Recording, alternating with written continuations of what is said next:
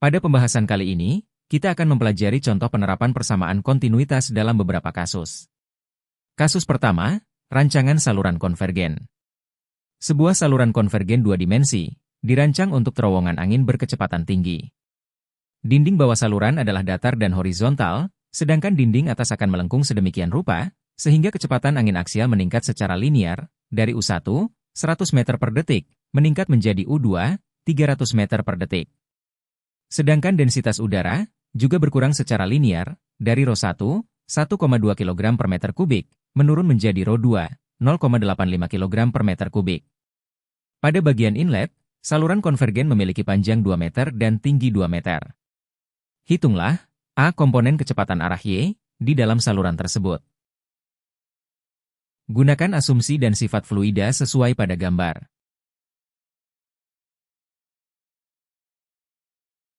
Langkah penyelesaian menghitung komponen kecepatan pada arah Y. Kita tuliskan bentuk persamaan untuk nilai kecepatan atau U, dan kerapatan atau Rho, yang berubah linear terhadap sumbu X. Selanjutnya, kita tulis persamaan umum kontinuitas aliran dua dimensi termampatkan.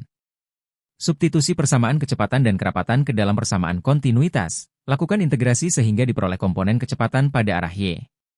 Perlu diperhatikan bahwa, kita tidak menambahkan konstanta sebagai hasil integral karena merupakan integral parsial. Konstanta diganti dengan sebuah fungsi terhadap X.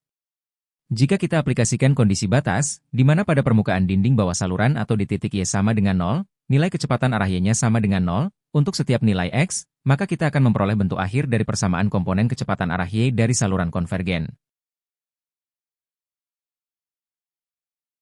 Kasus kedua, aliran dua dimensi tak tunak dan tidak termampatkan. Diketahui medan kecepatan aliran dua dimensi tak tunak, diwakilkan oleh persamaan V, sama dengan 0,5 dikurang 0,8 X, pada sumbu X, ditambah 1,5 dikurang 2,5 sin omega T, dikurang 0,8, pada sumbu Y. Nilai kecepatan sudut atau omega, sama dengan 2 pi radian per detik.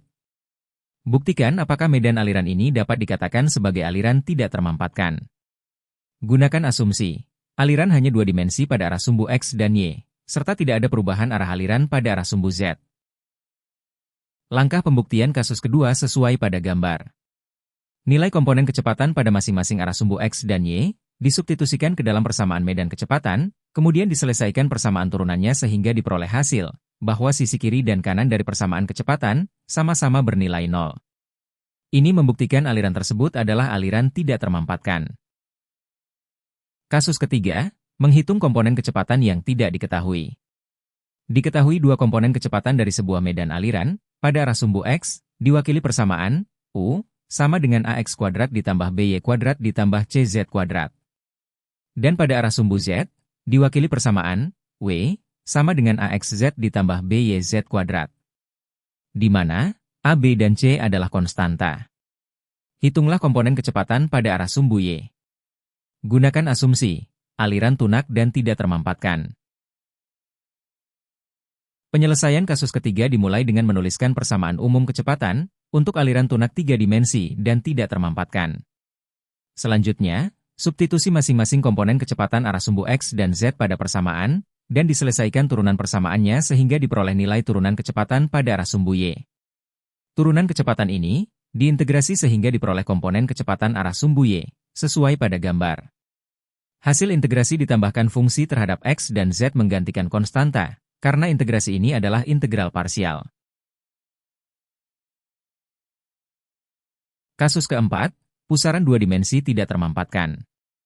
Diketahui komponen kecepatan tangensial, aliran dua dimensi tidak termampatkan pada koordinat silinder, diwakili oleh persamaan, U tetap sama dengan K per R, di mana K adalah konstanta. Tentukan komponen kecepatan lainnya pada arah radius. Gunakan asumsi, aliran dua dimensi pada bidang R theta, dan aliran tidak termampatkan. Penyelesaian kasus keempat, hampir sama dengan langkah penyelesaian pada kasus ketiga. Perbedaannya, hanya pada penggunaan persamaan kecepatan. Untuk kasus keempat menggunakan persamaan aliran dua dimensi untuk koordinat silinder, sedangkan kasus ketiga, menggunakan persamaan aliran tiga dimensi untuk koordinat Kartesian.